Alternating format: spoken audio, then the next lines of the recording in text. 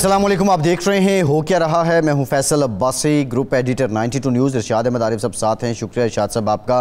Programme में हमें join कर रहे हैं पाकिस्तान के साबिक वज़ीर ख़ज़ाना डॉक्टर हफीज़ पाशा साहब। डॉक्टर साहब, thank you very much for your time.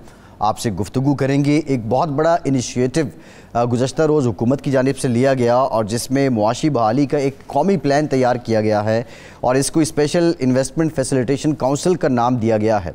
और अब ये एक इदारा भी कायम कर दिया गया है जिसमें जामे हिकमत अमली जारी की गई है। वज़ीर-ए-आज़म ऑफिस की जानिब से जो एलामिया जारी हुआ है उस एलामिये में जो पाकिस्तान के गैर इस्तेमाल शुदा वसाइल हैं उनको बरवुए कार लाया जाएगा और इसके साथ साथ ज़राअत, लाइफ स्टॉक, मादनियात, कानकनी, इंफॉर्मेशन टेक्नोलॉजी, तवानाई और ज़रई पैदावार जैसे शोबों को फोकस किया जाएगा और पाकिस्तान की असल सलाहियत से इस्तिफ़ादा किया जाएगा। इसमें एक और भी इंतहाई अहम बात की गई है एलामिये में कि मंसूबे के तहत एक हुकूमत और इज्तिमाई हुकूमत के तसव्वुर को फ़रोग़ दिया जाएगा ताकि सरमायाकारी और कारोबारी सरगर्मियों में हायल तमाम रुकावटें दूर की जाएंगी। इस इजलास में पाकिस्तान के army chief general Syed Asim Munir ने भी शिरकत की। उन्होंने हुकूमत के इस प्लान की भरपूर हिमायत की यकीन दहानी करवाई है और ऐसे में जब पाकिस्तान की मईशत ज़बू हाली का शिकार है, क्या ये प्लान पाकिस्तान को इस बहरान से निकाल पाएगा? इस प्लान पे क्या मिनोअन अमल होगा? क्या इसका तसलसल रहेगा? इन्हीं अवामिल पे हम बात करेंगे। इरशाद साहब, मोस्ट इम्पॉर्टेंट बात ये है कि हम जो टेक्निकल एस्पेक्ट्स हैं उस पे तो जाएंगे कि अब ये एग्जीक्यूट कैसे होगा, प्राइवेटाइजेशन इसका फोकस है या कुछ और है, लेकिन जो एक हुकूमत और इज्तिमाई हुकूमत की बात की गई है, ये तसव्वुर आपको क्या नज़र आता है?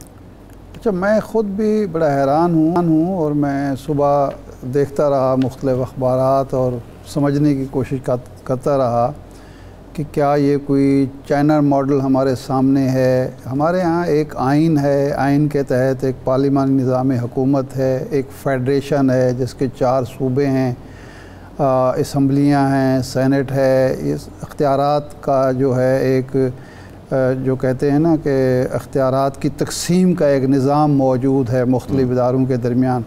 उसमें वन गवर्नमेंट या कलेक्टिव गवर्नमेंट का जो तस्वुर है वो किस तरह बरूए कार आएगा।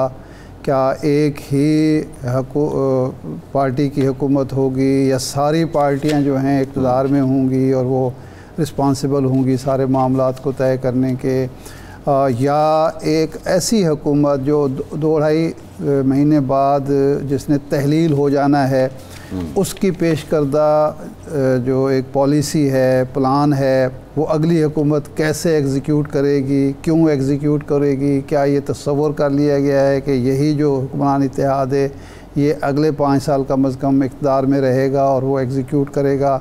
क्या कोई ऐसा प्लान बनाया जा रहा है कि आइंदा जो भी हुकूमत आएगी, ये एक तस्वुर हमारे यहाँ मुसलसल दिया जाता है कि जनाब मुआशी पॉलिसियाँ जो हैं उनके अंदर एक तसलसल होना चाहिए और हर हुकूमत आके पिछली हुकूमत के या उससे पहले बने हुए प्लान को ही आगे बढ़ाए, जो अगरचे पार्लिमानी निज़ाम जमहूरियत में कोई आसान काम नहीं होता। हर हुकूमत का अपना एक मुआशी प्लान होता है, उसके मुताबिक चलना होता है। ये एक चीज़ है जिसकी वजाहत हुकूमत की तरफ से आएगी और हमारे मुआशी माहिरीन जो हैं वो भी बताएंगे कि एक मुआशी खाके को बरूए कार लाने के लिए, उसको अमली जामा पहनाने के लिए किस किस्म के इक़दामात ज़रूरी हैं जिसकी वजह से वो हमारी मईशत और मुआशी पॉलिसियाँ जो हैं उनके अंदर तसलसल और इस्तेहकाम जारी रहे। दूसरा जो अहम सवाल है वो ये है कि हमारे यहाँ रोया जाता है कि सियासी अदम इस्तेहकाम की वजह से मुआशी पॉलिसियों का तसलसल नहीं रहता। वो एक अलग से इशू है। सरमायाकारी के हवाले से जो रुकावट है वो मेरा नहीं ख्याल कि कोई हुकूमत बनी हो, हर हुकूमत की ये ख्वाहिश होती है। वो हमारे यहाँ सियासी अदम इस्तेहकाम उसकी वजह होता है। हमारे यहाँ जो बिजली तवानाई के वसाइल की कमी है या महंगे तवानाई के वसाइल हैं वो एक मसला है। रेड टेपिज़म एक मसला है जिसको हल करने की ये लाजमन होगी। ये सारी चीज़ें हैं। दूसरा जो सबसे बड़ा है एतमाद का फुकतान है हमारे रियासती इदारों पर, हुकूमती इदारों पर सरमायाकार का, कि हमारे अपने पाकिस्तानी सरमायाकार जो हैं یہ اس حکومت کی بات نہیں ہے، پچھلی نہیں ہے، اس سے پچھلی بھی نہیں، کئی سال پہلے سے کوئی ترکی جا رہا ہے، کوئی ملیشیا جا رہا ہے، کوئی بنگلہ دیش جا رہا ہے، کیونکہ یہاں امن و امان کی صورتحال ٹھیک نہیں ہے، یہاں مہنگی بجلی اور گیس ہے، بینکوں کے جو ریٹ ہے سود کا 21%، کیا اس کے ساتھ معیشت چل سکتی ہے نہیں چل سکتی، یہ سارے مسائل ہیں۔ لیکن میرا خیال ہے کہ حفیظ پاشا صاحب ماہر ہیں اس سبجیکٹ، ان سے پوچھتے ہیں کہ انہوں نے اس پلان کو کیسا پایا اور اس کی ایگزیکیوشن کیسے ممکن ہے۔ پاشا صاحب۔ بسم اللہ الرحمن الرحیم۔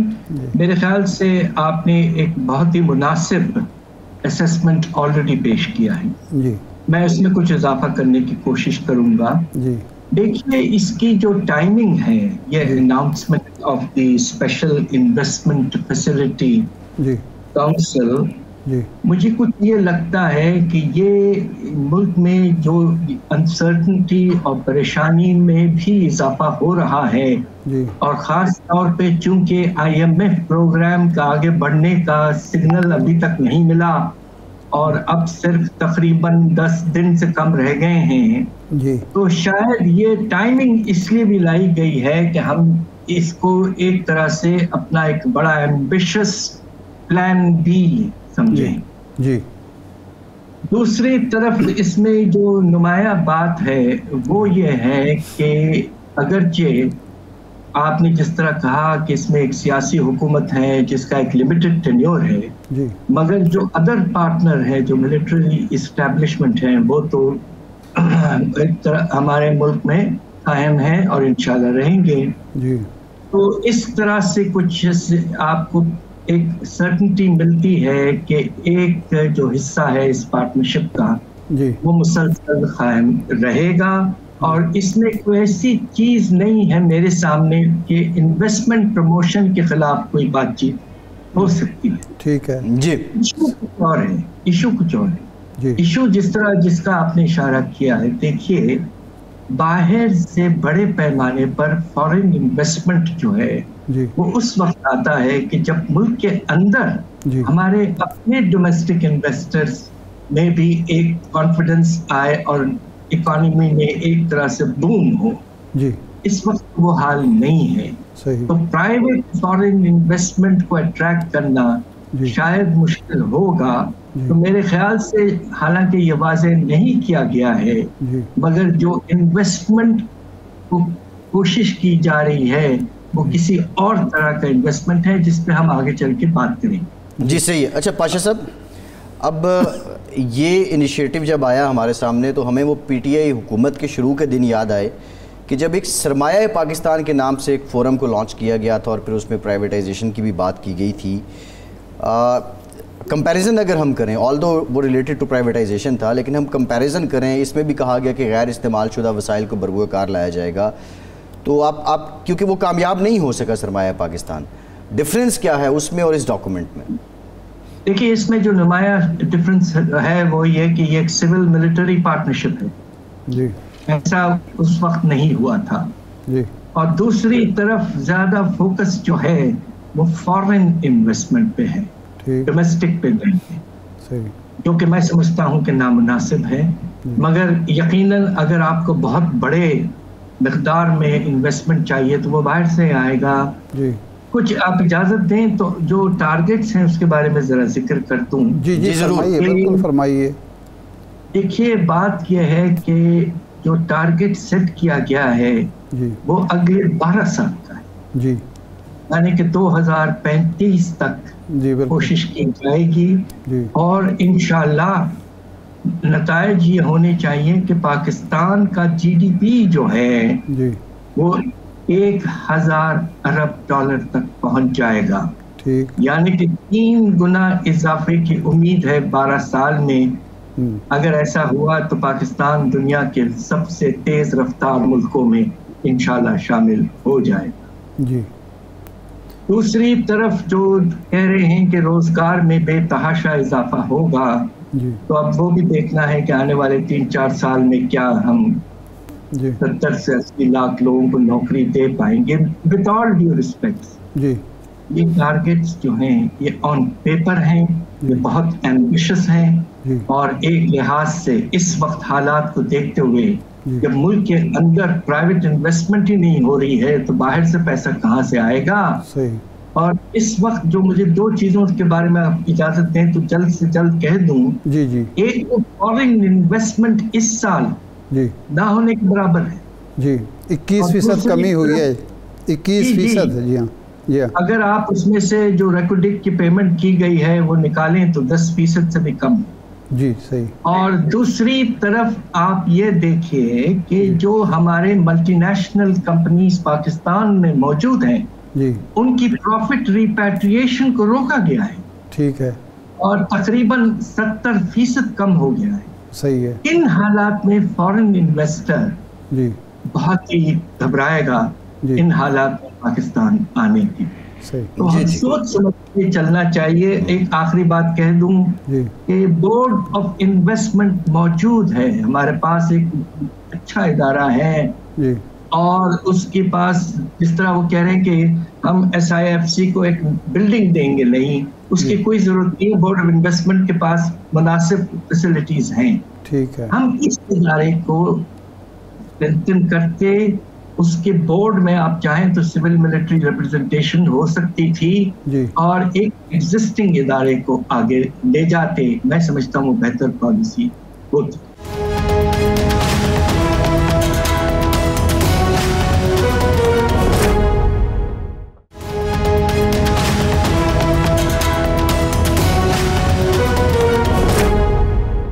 भाई साहब ये कह रहे हैं कि जी चीन, सऊदी अरब, कतर, UAE सबसे बड़े पार्टनर ये होंगे इन्वेस्टमेंट में, तो क्या हमारे लिए सिवाय ज़्यादा मुनाफे के कोई और अट्रैक्शन है कि ये जो 4 मुल्क हैं वो यहाँ आ सकें? एक तो इसका पहलू ये है क्योंकि माजी में जो दावे किए गए इस हवाले से सऊदी अरब से वो एक रिफाइनरी आनी थी और चीज़ें थी, वो कुछ भी नहीं हुआ। चीन का भी CPEC का मामला भी हमारी तरफ से भी कुछ डिले हुआ, कुछ कोरोना की वजह से भी हुआ, कुछ और भी अवामिल थे।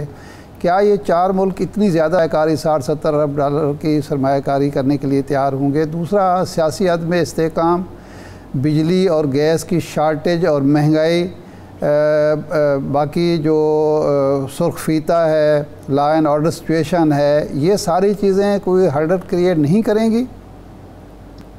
ये आप बिल्कुल मुनासिब कह रहे हैं। बात यह है कि किस तरह के इन्वेस्टमेंट बारे में बात की जाए।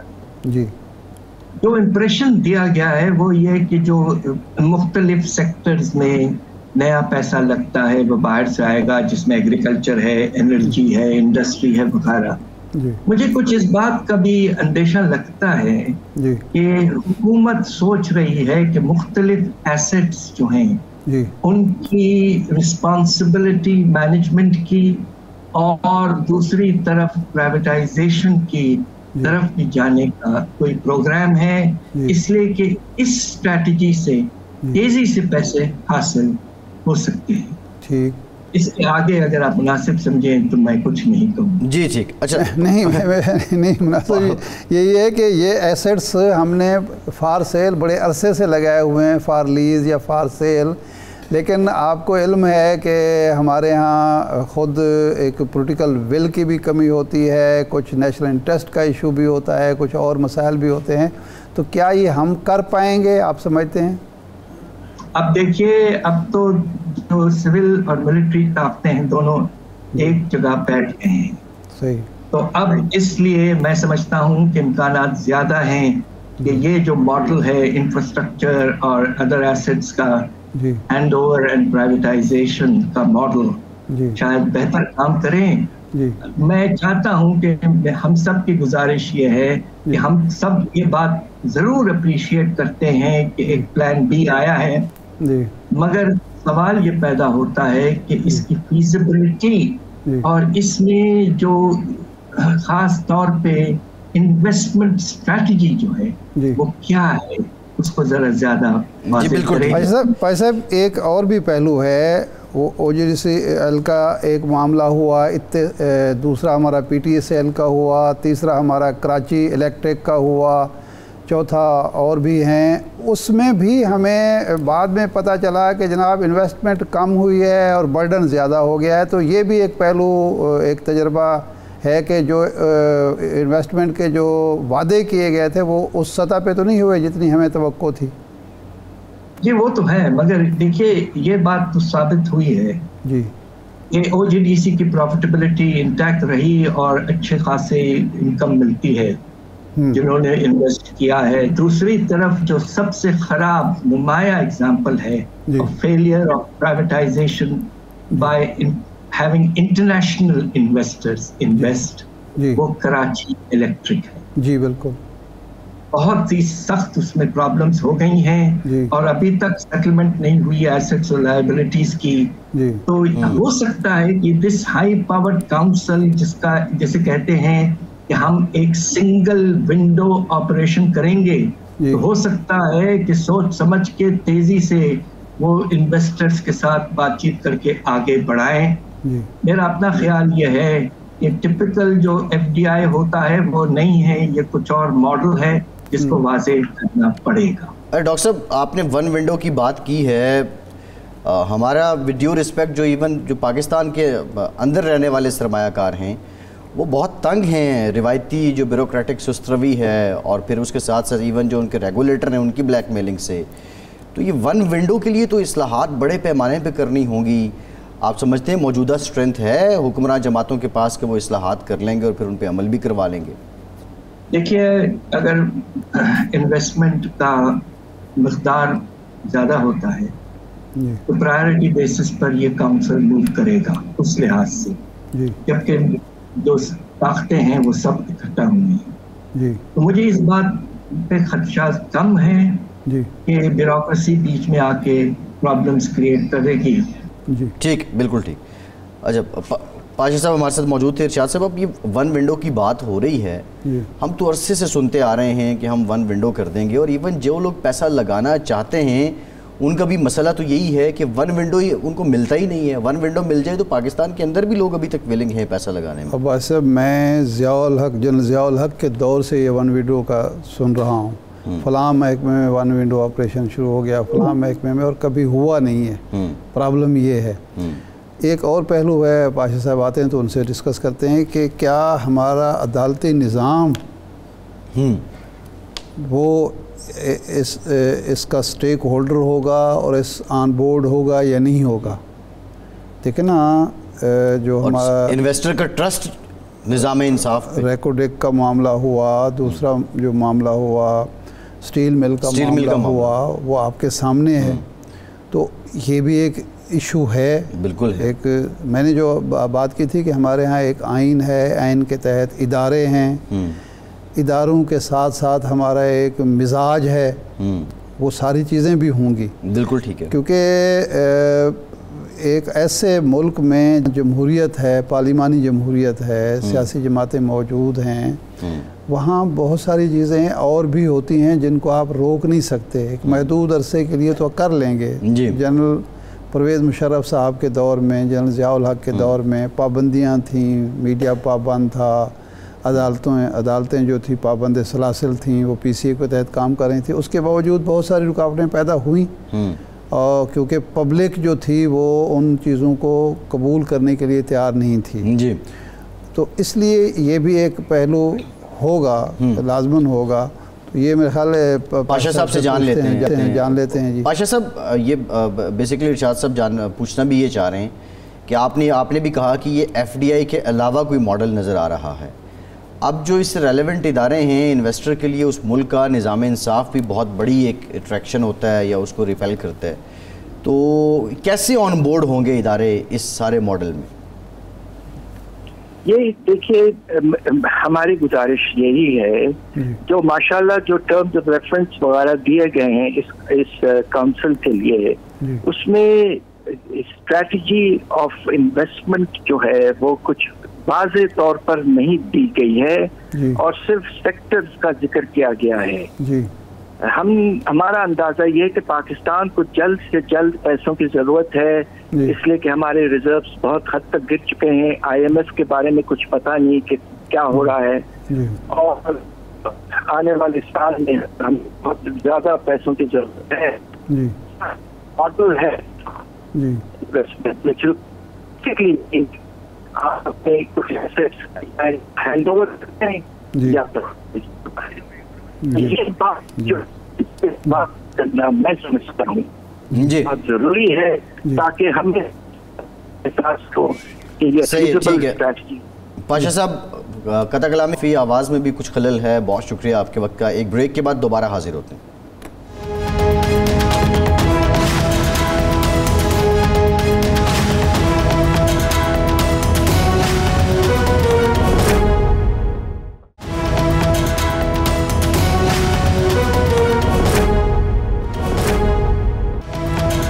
بریک کے بعد ایک بار پھر سے آپ کو خوش آمدید کہیں گے. پی ٹی آئی کے سابق سیکریٹری جنرل اسد عمر صاحب نے ایک اور ٹی وی انٹرویو دیا اور اس میں انہوں نے کچھ باتیں کی اور اپنے آپ کو وہ کبھی ڈسٹنس کرتے نظر آتے ہیں پی ٹی آئی سے اور کبھی وہ کچھ پی ٹی آئی کی باتوں کی تائید کرتے نظر آتے ہیں. ایک بہرحال مبہم سا ان کی ایک سٹیٹمنٹ سامنے آئی ہے. اب وہ وہ چاہ کیا رہے ہیں, وہ قربت کس کی چاہ رہے ہیں, دوری کس کی چاہ رہے ہیں, یہ سمجھ میں نہیں آ رہی ہے. لیکن اس سے متعلق ہم بات کریں گے. ایک اور پی ٹی آئی رہنما ارشاد صاحب, حافظ عمار یاسر صاحب, انہوں نے ٹویٹر پہ اپنا ایک پیغام شیئر کیا اور یہ دعویٰ کیا کہ رات گئے میرے گھر پہ چھاپا مارا گیا ہے اور 72 سالہ میری بیمار والدہ, بہنوں اور معصوم بچوں کو زدوکوب کیا گیا ہے. اور یہ بہت قریبی بھی ہیں پرویز الہی صاحب کے بھی, عمار یاسر صاحب. آپ کیا سمجھتے ہیں کہ جو پریشر ہے وہ اب تک پی ٹی آئی کے لوگوں پہ ہے اور یہ الٹیمیٹ ان واقعات کا نتیجہ کیا نکلنا ہے؟ دیکھیں, دو چیزیں ہیں. ایک تو یہ ہے کہ ہمارے ہاں سیاسی ورکرز, سیاسی لیڈرز کی گرفتاریاں بھی ہوتی ہیں, رہائی بھی ہوتی ہے, یہ مخالفت بھی چلتی ہے, جائز کیسز بھی ہوتے ہیں, ناجائز کیسز بھی ہوتے ہیں, یہ کام چلتا ہے. لیکن اس میں اگر آپ گھر کے خواتین کو نشانہ بنائیں, یہ ہماری پولیس کا عجیب پرانا کلچر ہے کہ ایک آدمی آپ کو نہیں مل رہا, اس پہ گھر پہ دھاوا بولو, اس کے باپ کو گرفتار کر لو, اس کے بھائی کو گرفتار کر لو, ماں کو. لیکن پہلے ماؤں بہنوں بیویوں تک نہیں جایا جاتا تھا, لیکن اب یہ کام بھی شروع ہو گیا ہے. تو بھائی آپ کو وہ درکار ہیں, آپ ان کو تلاش کریں. ان بیچاروں کا کیا قصور ہے؟ ضروری تو نہیں کہ ایک شخص اگر سیاست میں ہے تو اس کے سارے رشتہ دار سیاست میں ہیں اور وہ اس کے ہم خیال بھی ہیں اور وہ انہوں نے چھپا کے رکھا ہوا ہے. یہ کون سا طریقہ ہے؟ مہذب دنیا میں تو کہیں ایسا نہیں ہوتا. اب پرویز الہی صاحب اگر اپنے موقع پر قائم ہیں تو ان کو آپ نے گرفتار کیا ہوا ہے. اب صرف اس بنیاد پر کہ پرویز الہی پر دباؤ بڑھانے کے لیے حافظ عمار یاسر ہے یا دوسرے ان کے ساتھی ہیں, ان کو آپ گرفتار کرنا چاہتے ہیں اور ان پر دباؤ بڑھانے کے لیے ان کے رشتہ داروں, خاص طور پر بوڑھی ماں, بہنیں, بھائی, یہ کام آئی جی پولیس کو بھی سوچنا چاہیے. پنجاب کے نگران وزیر اعلیٰ ہیں, ان کو بھی سوچنا چاہیے کہ اس سے وہ کون سی نیک نامی کما رہے ہیں. اور اس طریقے سے اگر وفاداریاں تبدیل بھی ہو جائیں گی تو اس کا فائدہ کیا ہوگا ملک و قوم کو. تو یہ طریقہ کار شہباز شریف صاحب کو, وزیر اعظم ہیں محسن نقوی صاحب کو, یہ خود شہباز شریف صاحب تو خود وکٹم رہے ہیں اسی پولیس کے, اسی نیب کے, انہی جو ادارے ہیں اینٹی کرپشن کے, انہی کے رہے ہیں. اب کیس صاحب نے کر دیا, اب عدالت میں چلے جائیں, ان کو مفرور ڈکلیئر کر دیں, جب وہ گرفتار ہو جائیں ان پر کیس چلا لیں. لیکن یہ جو ایک دست درازی ہے اور بچوں کو, بیویوں کو, بیوی کو, رشتہ داروں کو, خواتین کو اس حد تک میرا خیال ہے نہیں جانا چاہیے.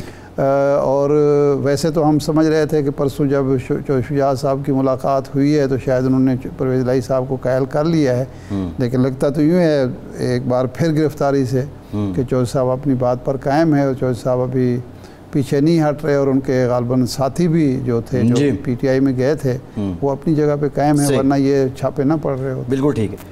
ارشاد صاحب, یہ اسد عمر صاحب کچھ سمجھ آ رہی ہے ان کی لائن کیا ہے, لائن و لینتھ کیا ہے, یا کوئی لائن ہی نہیں ہے؟ کبھی وہ آف سپنر بن جاتے ہیں اور کبھی وہ بالکل پہلا اوور کرنے والا پیسر بن جاتے ہیں.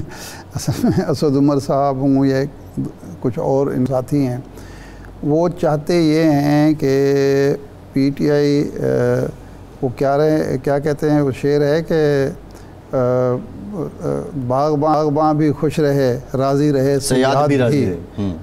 باغباں بھی خوش رہے، راضی رہے سیاد بھی۔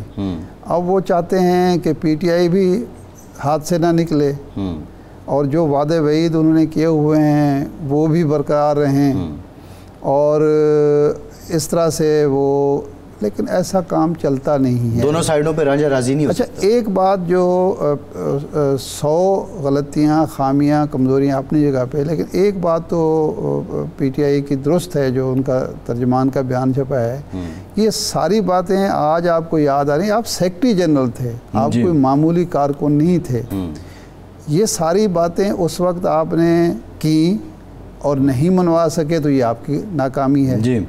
پھر جب آپ نہیں منوا رہے، سیکرٹری جنرل کی بات نہیں مانی جا رہی، ون ونڈو آپریشن چل رہا ہے یا ون مین شو چل رہا ہے، ایک آدمی کی ڈکٹیٹرشپ آپ کے بقول چل رہی ہے، وہ آپ کی، اور آپ ان کی باتوں کو انڈورس بھی کر رہے ہیں پبلکلی، صفائیں بھی دے رہے ہیں، اس کے بعد آپ کو اس وقت باعزت طریقے سے پارٹی چھوڑ دینی چاہیے تھی۔ پارٹی آپ بھی آج بھی آپ نہیں چھوڑ رہے، تو مطلب مجھے تو نہیں سمجھ آ رہی، ایک آنریبل آدمی ہیں، ایک ان کی اچھی شہرت تھی جب وہ آئے تھے، اور یہ تھا کہ یہ کچھ ڈلیور کریں گے، وہ تو اپنا الگ ایشو ہے، کیوں وزارت خزانہ وہ نہیں چلا سکے، کیوں ان کو الگ ہونا پڑا، اس میں ان کا کیا قصور تھا، ان کے لیڈر کا کیا قصور تھا، کہاں سے دباؤ تھا، آئی ایم ایف کے ساتھ جو معاہدہ وغیرہ وہ کرنا چاہ رہے تھے وہ کیوں نہیں ہو پایا، حفیظ شیخ صاحب کیسی، یہ خیر لمبی کہانی ہے، لیکن ان کو چاہیے کہ وہ یہ بھی ساتھ ساتھ بتائیں کہ وہ اپنی بات منوا کیوں نہیں سکے، اور اس ڈکٹیٹرشپ کو کیسے قبول کیے رکھا ہے اتنا عرصہ۔ بالکل ٹھیک ہے، ایک ڈکٹیٹر کے کارکن کیوں بن کے رہے۔ ارشاد صاحب، بلاول بھٹو صاحب نے آج کراچی میں خطاب کیا اور انہوں نے نعرہ بھی لگایا، ہم سب کا پاکستان، اور بے نظیر بھٹو شہید کی آج سالگرہ بھی ہے، اور اب پیپلز پارٹی بڑا امپورٹنٹ لاہور میں جلسہ موچی گیٹ پہ، اس کی تیاریاں بھی زور و شور سے جاری ہیں، کیا واقعتاً پیپلز پارٹی اتنا اچیو کر چکی ہے پنجاب سے، اتنے لوگ ساتھ ملا چکی ہے کہ لاہور کا جلسہ ایک سنگ میل ہوگا پیپلز پارٹی کی پنجاب میں بحالی کا؟ دیکھیں، اگر انہوں نے لاہور کے جلسے کو سنگ میل بنانا تھا یا بنانا ہے تو انہیں جلسہ مینار پاکستان پر کرنا چاہیے۔ اس کی وجہ یہ ہے کہ ہمارے ہاں اب جتنے بھی جلسے ہوتے ہیں ان کا موازنہ کیا جاتا ہے 10 اپریل 1986 کے جلسے سے، جب محترمہ بے نظیر بھٹو پاکستان میں آئی تھی، اور انہوں نے ایک یادگار جلسہ کیا تھا، وہ سب سے بڑا جلسہ تھا اس وقت کے لحاظ سے۔ اس کے بعد پھر 1-2 جلسے ہوئے، 2-3 جلسے ہوئے، پی ٹی آئی نے بھی ایک جلسہ کیا، وہ بہت بڑا جلسہ تھا، ایک طاہر القادری صاحب نے جلسہ کیا تھا، ایک اجتماع خادم حسین رضوی صاحب کا تھا، تو اب وہ موچی دروازے میں جلسہ کر رہے ہیں، تو اس سے تو یہ نہیں ہوگا، پتہ چلے گا کہ ان کا ریوائیول ہو گیا ہے۔ ایک پارٹی جو پنجاب پر حکومت کر چکی ہے 1971 سے 1977 تک، پھر 77 میں بھی کچھ عرصہ دوسری بار بھی انہوں نے حکومت کی، اس کے بعد تو خیر موقع نہیں ملا ان کو۔ تو اصل میں بات یہ ہے کہ یہ اب الیکشن کا میدان سجے گا، الیکشن ہوگا تو پتہ چلے گا کہ کس پارٹی کا میں کتنا دم ہے، کس کی طاقت میں کیا ہے، اور اس کے جو ہے گودڑی میں یا جھولی میں کیا ہے، یہ اس وقت پتہ چلے گا۔ ابھی تو مال غنیمت پر لڑائی ہوگی، کیونکہ دونوں پارٹیز جو ہیں ان کا کلیم ہے اب پنجاب پر، پیپلز پارٹی کا بھی کہ جی کسی دور میں ہمارا گڑھ تھا، بائی دا وے بھٹو صاحب کی جو حکومت 1971 میں قائم ہوئی تھی وہ پنجاب میں اکثریت کی بنیاد پر ہوئی۔ اچھا، اس کے بعد پھر پنجاب نہیں ہوا پیپلز پارٹی؟ پھر پنجاب، یہ میرا سوال یہی تھا کہ آج بے نظیر صاحبہ کی سالگرہ بھی ہے، اگر وہ زندہ ہوتی تو 70 سال کی ہو جاتی۔ بے نظیر آل دو بڑا ٹف ٹائم تھا، بے نظیر بھٹو کا دور جو تھا وہ بھٹو صاحب کے بعد ان کی جتنا دور اقتدار تھا یا اپوزیشن میں تھا وہ ٹف تھا، اور آمرانہ انہوں نے 11 سال ضیاء الحق صاحب کا، پھر مشرف صاحب کا، وہ سارا دور دیکھا۔ بلاول صاحب کمپیریٹیولی ان کے پاس ایک کوشن ہے، وہ ایک کمفرٹ زون میں ہیں اس کی نسبت دیکھا جائے۔ بالکل بالکل۔ تو ان سب چیزوں کو دیکھتے ہوئے اگر بے نظیر بھٹو اپنی ساری سیاسی جد و جہد کے دوران پنجاب نہیں اپنے ہاتھ لے سکیں، نون لیگ نے نہیں دیا، تو بلاول صاحب کیا لے لیں گے؟ اور کیا یہ نواز شریف کا کنسرن ہے کہ یہ ہمارے لیے بہت بڑا چیلنج ثابت ہو سکتی ہے پیپلز پارٹی؟ جو اطلاعات ہیں وہ تو یہی سمجھتے ہیں کہ ہم نے پنجاب میں جو ایک خطرہ پیدا ہوا تھا وہ ہم نے اس سے نجات حاصل کر لی ہے۔ اب ہمارا مقابلہ جو ہے وہ پیپلز پارٹی سے ہے، اور پیپلز پارٹی بھی یہی سمجھتی ہے کہ اگر پنجاب میں ہم انٹر نہیں ہوتے، پنجاب میں ہم اپنا حصہ وصول نہیں کرتے، تو سندھ تو ہمارے پاس ہے لیکن اس کا مرکزی حکومت ہم سے نہیں بن پائے گی۔ جی، پنجاب کے زور پر ہی حکومت مرکزی بنے گی، اور اگر پنجاب کے بغیر مرکزی حکومت بنی تو وہ چل نہیں پائے گی، چلنے نہیں دی جائے گی۔ یعنی 13 سے 18 تک، 8 سے 13 تک حکومت تو بن گئی، جی، لیکن جیسی بنی اور جیسی چلی وہ سب کے سامنے ہے۔ تو اب لیکن فرق یہ ہے، بینظیر بھٹو صاحبہ جو اقتدار میں آئی تھیں دونوں بار، وہ اپنے زور بازو سے آئی تھی، جی، یا وہ میاں نواز شریف کی مخالفت کا ووٹ لے کر آئی تھی، جی، ٹھیک ہے نا جی۔ اب جو بلاول صاحب ہیں وہ میاں نواز شریف صاحب کی پارٹی کے حمایتی ہیں، اتحادی ہیں، حمایتی تو نہیں کہنا چاہیے، اتحادی ہیں۔ تو اب وہ یا تو اسٹیبلشمنٹ سے ساز باز کر کے آئیں، یا ان کے ساتھ سیٹ ایڈجسٹمنٹ کر کے آئیں۔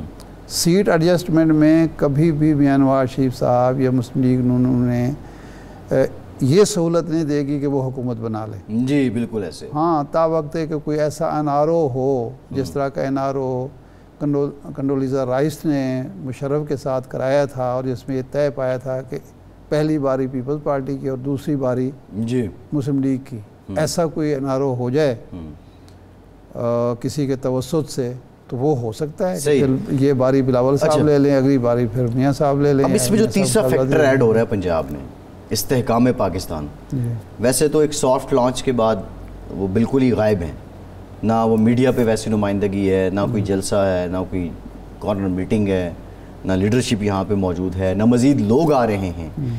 مطلب وہ شاید کسی حد تک شاہ محمود قریشی صاحب کی جو بات ہے اس کی تائید بھی ہو رہی ہے، لیکن وہ کیا بات، کون سی بات؟ انہوں نے کہا ریسیو ڈیڈ ہے، یہ شاہ محمود قریشی صاحب نے کہا تھا۔ یہ ریسیو ڈیڈ ابھی تک جو ہمارے ناظرین کو بتا دیں کہ اس کا کیا مطلب ہے، ریسیو ڈیڈ یہ ہوتا ہے کہ اس موقع پر بولا جاتا ہے۔ شاہ صاحب ناظرین بڑے سیانے ہیں، وہ ان کو یہ پتہ ہے کہ ڈاکٹر جب کوئی مریض آتا ہے اور اس کا انتقال پہلے ہو چکا اور وہ اسپتال پہنچے، تو وہ ڈاکٹر اس کے پرچی پہ لکھتے ہیں کہ ریسیو ڈیڈ، ٹھیک ہے۔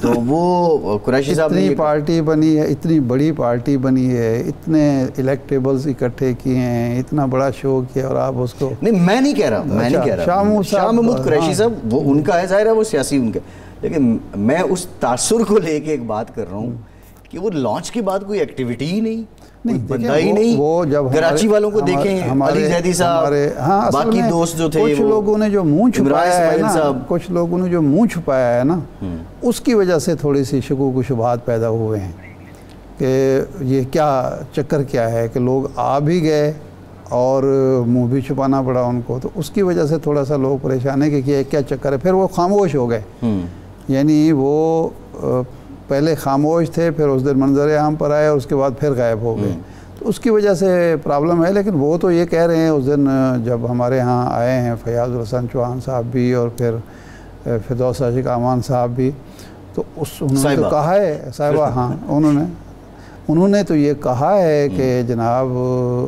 ہم تو پورا پلان لے کے بیٹھے ہیں، کام کر رہے ہیں، ہوم ورک کر رہے ہیں، تو ہوم ورک کر کے آپ آئیں گے منظر عام پر، دھڑلے سے آئیں گے۔ یہ تو میری عامر کیانی صاحب سے بھی بات ہوئی، تقریباً 10 دن پہلے بات ہوئی تھی، تو انہوں نے کہا جی ابھی ہم کر رہے ہیں پارٹی کی سارا بہت زیادہ کام ہے۔ سیکرٹری جنرل ہیں عامر کیانی صاحب، وہ بھی کہیں نظر نہیں آ رہے ہیں۔ ہاں، وہ نہیں نظر آ رہے ہیں، بلکہ اب تو انہوں نے کہا تھا ہم 5-7 دن میں باضابطہ اس پہ آ جائیں گے، لیکن اب 10 دن ہو گئے ہیں، وہ بھی کہیں نظر نہیں آ رہے ہیں۔ تو یہ کچھ چیزیں ابہام پیدا کرتی ہیں نا۔ آپ مطلب تقریباً 4 ہفتے چلتا ہی رہا، ترین صاحب سے یہ مل لیا وہ مل لیا، پھر یہ بھی سوال تھا کہ آیا پریشر گروپ کی سیاست ہوگی یا جماعت بنے گی، پھر جماعت بھی بن گئی، جماعت بننے کے بعد آپ کی کوئی حرکت مطلب کوئی ہلچل ہی نہیں ہے؟ 1977 میں جب تحریک چل رہی تھی نا، تو پہلے تو بھٹو صاحب بڑے جوش خروش سے روزانہ پریس کانفرنس میڈیا کے سامنے ٹی وی پر آ کے وہ کرتے تھے، پھر ایک عرصہ آیا وہ خاموش ہو گئے. تو اس پہ ایک یہاں مارکونی ہوتے تھے، مارک ٹیلی ہوتے تھے، انہوں نے ایک رپورٹ بی بی سی پہ کی کہ ذوالفقار علی بھٹو 9 اپریل کا ایک بہت بڑا واقعہ ہوا تھا، اس دن اتفاق سے بھٹو صاحب لاہور میں تھے، تو اس میں پولیس نے گولیاں چلائیں، وہ ایک نت فورس تھی، اس نے خواتین کو زد و کوب کیا سڑک پر، بہت برا وہ ہوا بہت. تو لیکن بھٹو صاحب خاموش رہے. تو اس پر رپورٹ میں اس نے مارک ٹیلی نے کہا کہ بھٹو صاحب آج سارا دن نہ کہیں دکھائی دیے نہ سنائی دیے. تو استحکام پاکستان پارٹی کے جو بیشتر لیڈر ہیں نہ کہیں دکھائی دیتے ہیں نہ سنائی دیتے ہیں، اس کی وجہ سے اسی وجہ سے لوگ تھوڑا سا باتیں کرتے ہیں. بالکل ٹھیک ہے، ان کا موقف لیتے ہیں. ایک بریک کے بعد ارشاد صاحب ان کا موقف لیتے ہیں ہمارے ساتھ.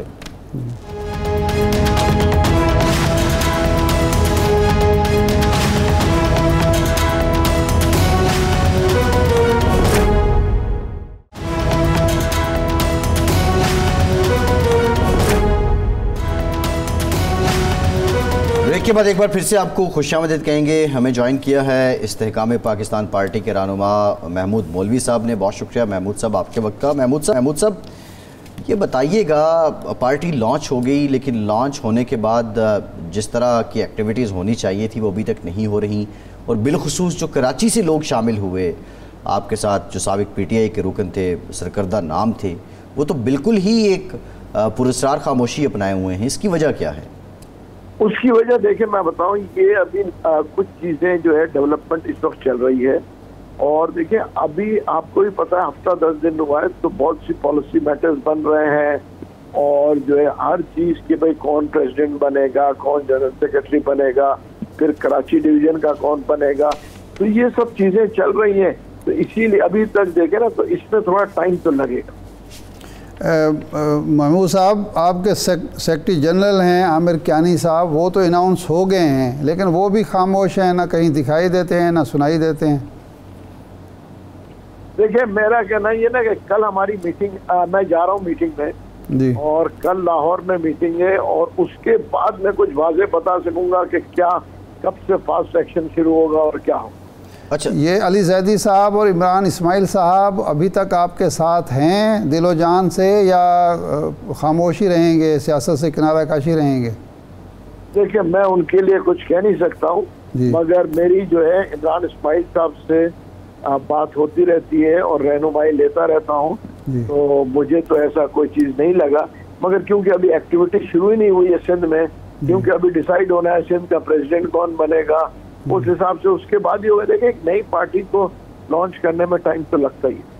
نہیں، نئی پارٹی تو ابتدا میں بہت جوش خروش ہوتا ہے، بہت زیادہ ایکٹیو لوگ ہوتے ہیں، کیونکہ نیا جوش جذبہ پارٹی کو آگے بڑھانا ہوتا ہے.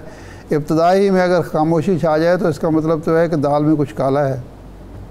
نہیں ابھی دیکھیں میرا خیال سے کل کی میٹنگ ہے، کل پورے اس کی میٹنگ رکھیے، اس کے بعد میں آپ کو کچھ بتاؤں. اچھا، یہ مولوی صاحب بتائیے گا، شاہ محمود قریشی صاحب نے جب آپ نے یہ لانچ کیا تھا تو آپ کی جماعت پہ طنز کیا تھا ریسیو ڈیڈ، اور اب ان کا طنز جو ہے وہ ایک تاثر بنتا جا رہا ہے، اور اس کی نفی کے لیے کیا ہے آپ کے پاس؟ میٹنگ تو ہوتی رہے گی لیکن کوئی ترجمانی نہیں، کوئی ایجنڈا نہیں، کوئی منشور نہیں. نہیں دیکھیں منشور تو میں آپ کو بتا دوں وہی ہوگا جو پی ٹی آئی کا منشور ہے. اچھا، سوائے اس میں جو دیکھ رہا ہوں فرق یہی ہوگا کہ یہ جو ہے پراپر ڈیموکریٹک ہوگا، پارٹی بھی جو ہے نا اندر بھی ڈیموکریسی ہوگی. پی ٹی آئی اور اس میں صرف یہ فرق ہوگا، پی ٹی آئی میں پارٹی کے اندر ڈیموکریسی نہیں تھی، یہاں پہ جو ہے ڈیموکریسی ہوگی. نہیں تو کیا آپ بھی احتساب کریں گے چوروں کا، ڈاکوں کا، لٹیروں کا، وہی سارا چلے گا یہاں بھی؟ نہیں دیکھیں وہ منشور میں دیکھیں کوئی چیزیں دیکھیں خواہ میں جو باتیں کرتے رہے اور کوئی ڈیلیور نہیں کرے تو فائدہ نہیں. دیکھیں وہ چیزیں ہونی چاہیے جو نظر آئے لوگوں کو، بالکل قانون کی بالادستی ہونی چاہیے. اور میں کہوں گا کہ دیکھیں جو اس وقت हमें देखें चोरी को इस वक्त रोकना है। अगर हम माजी में जाते जाएंगे तो फिर ये होगा कि हाल का तो कुछ हाल नहीं होगा, हम सिर्फ माजी की बातें करते रहेंगे। नहीं, आप पीटीआई तो सियासी निज़ाम को भी ललकारती है और सियासी मुखालिफिन को भी ललकारती है, तो आपकी जमात की ललकार क्या होगी? देखिए, मैं तो एक बात बड़े वाज़ेह कर दूं, मैं इस वक्त के किसी जमात को हम नहीं ललकारेंगे और सबके साथ देखिए इलेक्शन जो है ना वो होना चाहिए, पॉलिटिकल पार्टीज के अंदर डिफरेंस ऑफ ओपिनियन होना चाहिए, एक हेल्दी पॉलिटिक्स होनी चाहिए। अगर मेरा और दूसरी पार्टी में डिफरेंस ऑफ ओपिनियन है तो ये बड़ी खुशाइन बात है कि डिफरेंस ऑफ ओपिनियन, मगर हम एक दूसरे को गालियां दें, बुरा भला कहें, ये देखें, ये फिर सियासत कम से कम मैं अपने हिसाब से मैं कहता हूँ कि ये सियासत नहीं होती। और मैं अपनी मिसाल खुद देता हूँ, मैं खालिद मकबूल सिद्दीकी के सामने इलेक्शन लड़ा हूँ, आप पूरे उसके बाद में फारूक सत्तार साहब के सामने इलेक्शन लड़ा हूँ, आप कहीं से कोई आदमी को ये क्लिप दिखा दे जो मैंने बदतमीजी की है या गालम गलोच या कोई इस किस्म की बात की है, देखिए ये तो कोई ये भी नहीं देता। सही। अच्छा, ये फरमाएं कि ये तो अच्छा किया आपने कि आप किसी को ललकारे नहीं, इसीलिए आपके जो दो अहदेदार हैं, तर्जुमान हैं, एक एडिशनल सेक्रेटरी हैं ओन चौधरी साहब और नोमान लिंगड़ियाल साहब, वो वज़ीर आज़म के मुआविन ख़ुसूसी के अहदे पर आज तक कायम हैं। एक ख़बर पढ़ी थी कि पार्टी ने उनसे कहा है कि आप छोड़ दें, लेकिन उन्होंने अभी तक वो अहदे नहीं छोड़े, तो ये भी एक बकाए बाहम का उसूल है जिसके तहत वो आप अपोजिशन में हैं और वो हुकूमत का हिस्सा हैं। देखिए, मेरा कहना ये ना, देखिए ये बेसिकली ओन चौधरी साहब पहले से हुकूमत का हिस्सा थे, तो बहुत सारी चीजें जैसे मैंने कहा ना, ओन चौधरी साहब क्योंकि पहले उसका हिस्सा थे, अभी वो वहीं पे हैं और मेरे ख्याल से फिर वो खुद ही डिसाइड करेंगे, क्योंकि बहुत जल्द आपको भी पता है कि असेंबलीज जो है डिसॉल्व हो जाएंगी और जब असेंबलीज डिसॉल्व हो जाएंगी तो फिर चीजें बड़े आसान हो जाएंगी। हाँ, मतलब बजाय इसके कि पहले छोड़ दें तो असेंबली जब डिसॉल्व होए तो खुद ब खुद हो जाएगी, फिलहाल चलता रहे। मेरे ख्याल से देखें, कल जब वो आएंगे हो सकता है वो कल ही देखें वो उसको छोड़ दें। उसकी इसलिए मैं कह रहा हूँ कि पहली मीटिंग है ये जो कि बैठ के इसके ऊपर हो रहा है। तो अब ये जो पहली मीटिंग आप कर रहे हैं इसमें आप अपना मंशूर डिसाइड करेंगे, अपना जो इंतखाबी निशान है डिसाइड करेंगे और ये तय करेंगे कि किस जमात के साथ सीट एडजस्टमेंट करनी है या तमाम जमातों के खिलाफ अलग से अपने उम्मीदवार खड़े करें, ये बुनियादी फैसले कल हो जाएंगे और इंशाअल्लाह अल्लाह ने चाहा तो कल हो जाएंगे। और जहांगीर तरीन साहब भी तशरीफ लाएंगे उस इजलास में या वो उस पर होंगे? नहीं, वो जूम पे होंगे। अच्छा, जूम। ये बताइएगा मौलवी साहब कि परवेज़ खटक साहब से आपके कुछ रहनुमाओं ने कहा था हमारे राब्ते हैं, असद कैसर साहब का नाम भी आया, शाह महमूद कुरैशी साहब का नाम भी आया, तो कल या अगले 1-2 रोज़ में कोई नई एडिशन भी होने वाली है आपके यहाँ? नहीं, देखिए मैं आपको बताऊं, शाह महमूद साहब से बातचीत होना अलग बात है और ये देखें बातचीत तो सबसे होती है सियासत में, सही, मगर शाह महमूद साहब ने अभी तक वो अपना खुद डिसाइड करेंगे, वो तो इस वक्त अपना डिसीजन खुद लेंगे। परवेज खटक साहब जो है अपनी वर्किंग खुद कर रहे हैं KPK में, तो इस वक्त मैं ये नहीं कह सकता हूँ कि परवेज खटक साहब जो है वो वर्किंग अपनी कर रहे हैं, उसके बाद ही पता पड़ेगा। सही है, बिल्कुल ठीक है। महमूद साहब, प्रोग्राम का टाइम खत्म हो, शुक्रिया आपका। महमूद मौलवी साहब हमारे साथ मौजूद थे। इरशाद साहब आपका शुक्रिया। आज के प्रोग्राम से इतना ही, इजाज़त दीजिए।